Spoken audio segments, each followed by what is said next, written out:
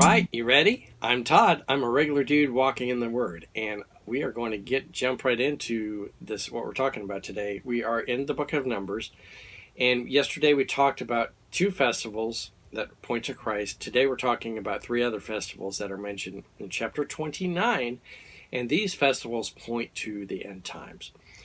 This is taken today from Numbers chapter 29. I'm going to read that whole chapter, so I'm going to jump right in and get started with this. This first festival we're talking about today is the Festival of Trumpets. Chapter 29, verse 1. On the first day of the 7th month, hold a sacred assembly and do no regular work. It is a day for you to sound the trumpets. Okay. The trumpets is significant, symbolic of, calling to order and stuff like that. But it's also talking about the rapture of the church. Okay. When the rapture of the church happens, the trumpets will sound. Okay. And so that's what we're talking about. Well, that's what it symbolizes here, the rapture of the church, looking ahead. Verse 2, as an aroma pleasing to the Lord, offer a burnt offering of 1 young bull, 1 ram, and 7 male lambs a year old, all without defect. With the bull, offer a grain offering of 3/10 of an ephah of the finest flour mixed with olive oil. With a ram 2/10, and with each of the 7 lambs 1/10. Include 1 male goat as a sin offering to make atonement for you. These are in addition to the monthly and daily burnt offerings, with their grain offerings and drink offerings as specified. They are food offerings presented to the Lord, presented to the Lord, a pleasing aroma.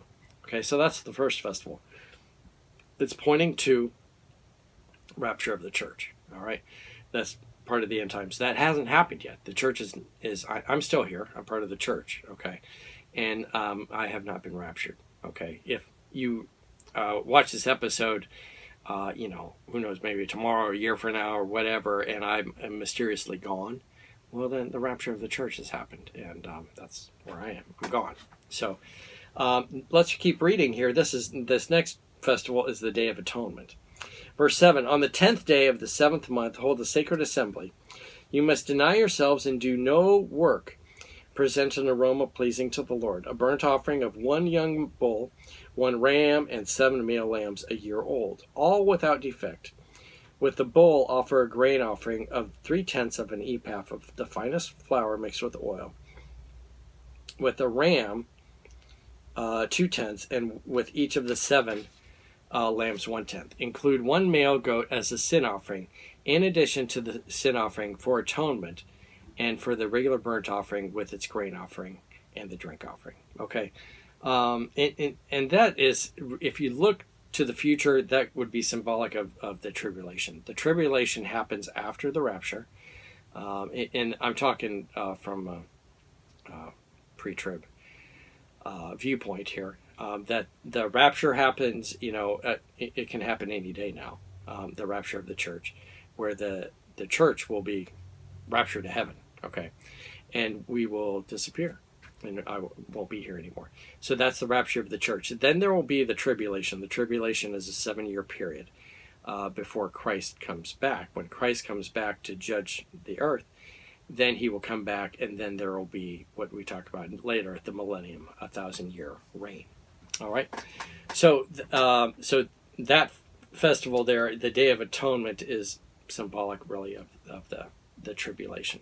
Okay, keep in mind too, when these are all mentioned here, there's a lot of sacrificing that is done. In addition to the regular daily sacrifices, you had these special festivals that required sacrifices too.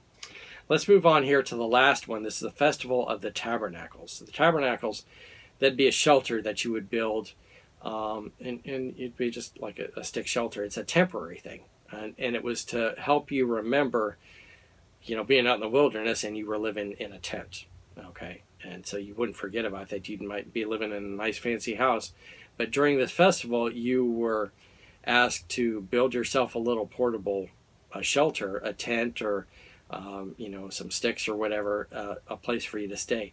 And it was to help you remember the journey through the wilderness. All right. Verse 12 here. On the 15th day of the 7th month, hold a sacred assembly and do no regular work. Celebrate a festival to the Lord for 7 days. Present as an aroma pleasing to the Lord a food offering consisting of a burnt offering of 13 young bulls, 2 rams, and 14 male lambs, a year old, all without defect.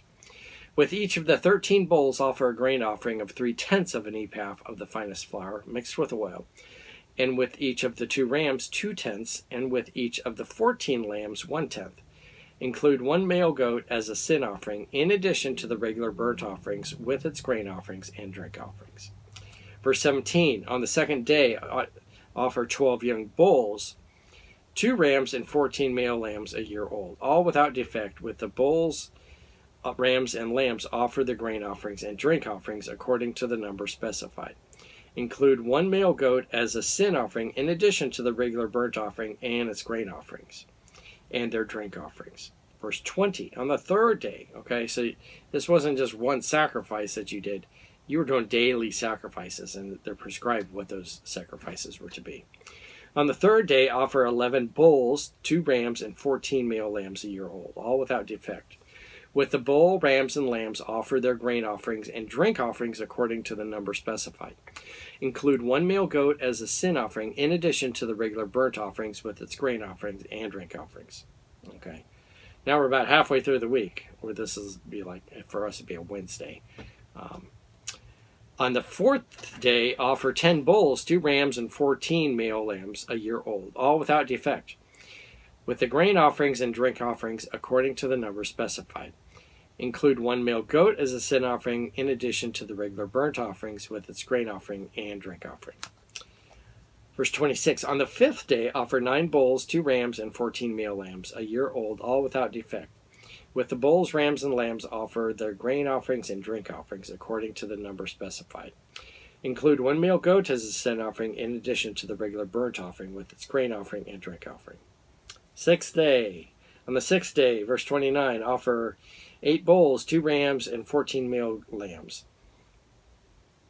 a year old, all without defect. They have to get a lot of animals here to do this, and they all have to be perfect without defect.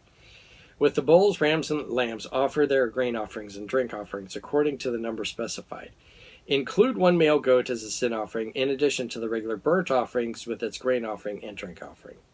Verse 32, on the seventh day, offer 7 bulls, 2 rams, and 14 male lambs, a year old, all without defect. With the bulls, rams, and lambs, offer the grain offerings and drink offerings according to the number specified. Include 1 male goat as a sin offering, in addition to the regular burnt offerings with the grain offering and the drink offering. Verse 35, on the 8th day, hold a closing special assembly. A bit like a big closing ceremony, you might say.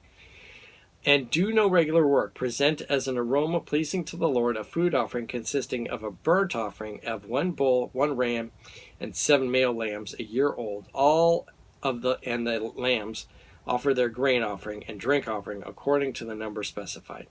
Include 1 male goat as a sin offering, in addition to the regular burnt offering with its grain offering and drink offering. In addition to what you vow and your free will offerings, offer these to the Lord at your appointed festivals: your burnt offerings, grain offerings, and drink offerings, and fellowship offerings. Moses told the Israelites all that the Lord had commanded him. Okay?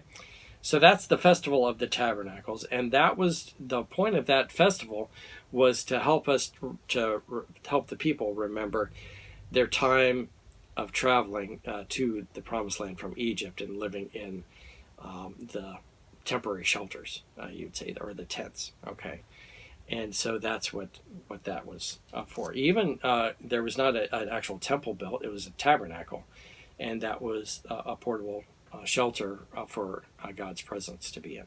Okay, this points here to the millennium, and I'm not hard and fast like this is, the first one's rapture of the church and the tribulation and the millennium. There's a lot of things that coincide with it that kind of point to those things, but it doesn't say here in the Bible this is definitely to remember the millennium. But it's just something I picked up and brought here to the table to show you how these things point to the end times. The first one pointing to the rapture of the church, The second one pointing to the tribulation period, and then the last one here, the Festival of the Tabernacles, pointing to the millennium. Okay, and keep in mind you look at the stuff in the Old Testament here when we're getting the festivals and sacrifices and all that stuff.